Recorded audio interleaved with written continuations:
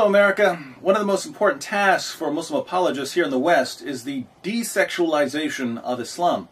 Islam allows sex with prepubescent girls, sex with up to 4 wives, sex with slave girls, sex with war captives. There was even a time when Islam allowed prostitution. It was called mutta. Sunnis believe that Muhammad eventually condemned the practice. Shias still believe mutta is okay. Muhammad had sex with at least 9 wives on the same day. Yes, Muhammad was allowed to break the 4-wife rule. After all, he was the one who was receiving the revelations. Nothing suspicious there. Muhammad had sex with his wife Aisha when she was 9 years old. He had sex with his female captives and his slave girls. And Muhammad, according to Surah 33:21 of the Quran, is the example that all Muslims are supposed to imitate. Islam proclaims that Muslim men who enter paradise will be given at least 72 virgins. We hear a lot about the number 72, but according to the Hadith, 72 virgins is the minimum. A really good Muslim will receive far more women in paradise. According to Ibn Kathir, the greatest Islamic commentator of all time, Muslims in paradise will be able to have sex with 100 virgins a day. And in case Muslims are worried that they won't have the strength for that much sex, Muhammad promised that Allah will give them miraculous sexual abilities, including eternal erections. Now in the West, Muslims want to portray Islam as the pure, holy, uncorrupted worship of Allah. Islam's about modesty and self-control and decency. But when we open the Muslim sources and find a far greater emphasis on sex than we find in America or in any of the cultures Muslims routinely condemn, we start getting suspicious. We start asking questions. And when people start questioning and criticizing Islam, what do? You reinterpret your scriptures to make your religion more palatable to your audience. And this is the standard practice for many Muslims in the West. What's disturbing is that some of the top American television networks are now totally on board with the project. They're actually helping Muslims water down Muhammad's teachings in order to make Islam more attractive to Westerners. ABC News, you'll remember, went so far as to promote the radical group Revolution Muslim as America's first line of defense against radicalism. ABC has dedicated some of their best reporters to the task of painting a rosy picture of Islam. So, ABC, let's focus on just one of the questions you answered for us in your 2020 special. What about all those virgins in paradise?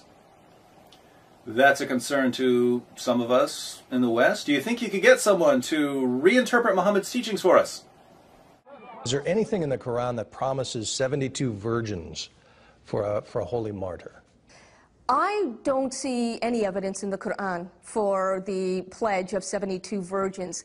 This notion of 72 virgins actually comes from a mistranslation, with the real translation being 72 raisins.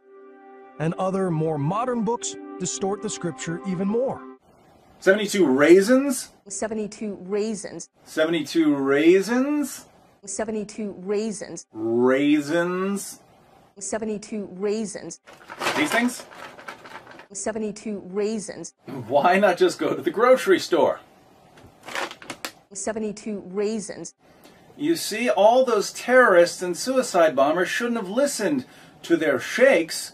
They should have gone to ABC News for the correct interpretation of the Quran. Then they would have realized that Islam only promises raisins, not virgins, in paradise. And let's face it, who's going to blow himself up for a box of raisins? Irsad Maji claims that the term horis should be translated as raisins. Now, just to make this easy for Miss Manji, I'm going to throw out all of the hadith, all of the Serio literature, all of the commentaries, and all of their clear descriptions of sex with horis. That's where we get the real details about Muhammad's paradise. But let's just go with the Quran on this one. What does the Quran say about the horis Muslims will receive in paradise? Surah 44, 51 through 54. As for the righteous, they shall be lodged in peace together amid gardens and fountains, arrayed in rich silks and fine brocade. Even thus, and we shall wed them to dark-eyed houris. So Muslims are going to marry these houris. Surah 52:20. They will recline with ease on thrones arranged in ranks, and we shall marry them to houris, female fair ones, with wide, lovely eyes. Again, Muslims are going to marry their houris. Surah 55, 54 through 56, they shall recline on couches lined with thick brocade, and within reach will hang the fruits of both gardens. Which of your Lord's blessings would you deny? Therein are bashful virgins, whom neither man nor genie will have touched before. Bashful virgins never touched by man or by genies. Surah 55, 70 through 74. In each of the gardens there shall be virgins chaste and fair. Which of your Lord's blessings would you deny?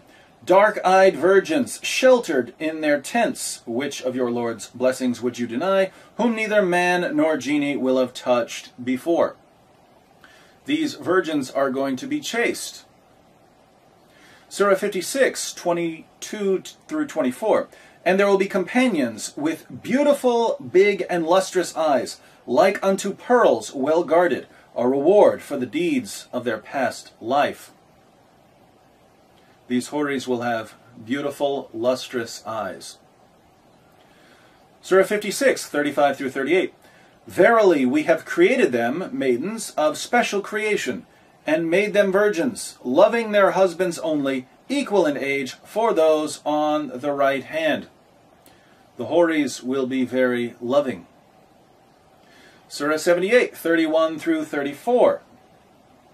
Surely, for the God-fearing awaits a place of security, gardens and vineyards and maidens with swelling breasts, like of age, and a cup overflowing. The houris will have swelling breasts. Let's put all of this together. According to ABC News, Muslims in paradise will get married to beautiful-eyed, large-breasted, chaste, loving raisins that have never been touched by man or jinn. That's your story, ABC? If I were a Muslim, I think I would actually be upset at this distortion. Go ahead and try to insert the word raisins into some of the verses we looked at. And we shall marry them to Raisins. With wide, lovely eyes. Surely, for the God-fearing awaits a place of security, gardens and vineyards and Raisins. with swelling breasts. Is ABC News accusing Muslims of being attracted to raisins? Oh, the Islamophobia. Being attracted to raisins would be much, much weirder than being attracted to virgins. It's grapophilia. Do you like dried fruit? Convert to Islam. You'll get to marry some large-breasted raisins. ABC did this over and over again in their special about Islam. They would raise a question, an important question, like, why is there such an emphasis in Islam on deflowering virgins in paradise? And then they give an answer that can't possibly be correct. All you have to do is open up the Quran and you'll see that the Quran can't possibly be referring to raisins. And then after misleading millions of Americans, ABC would move on to the next topic. When did it become the job of American television networks to deceive Americans, to water down the facts, and to help propagate Islam? I don't know. But the sooner people realize what's going on, the sooner we can start demanding accurate answers to our questions. Stay tuned, America. We've got a lot more to cover.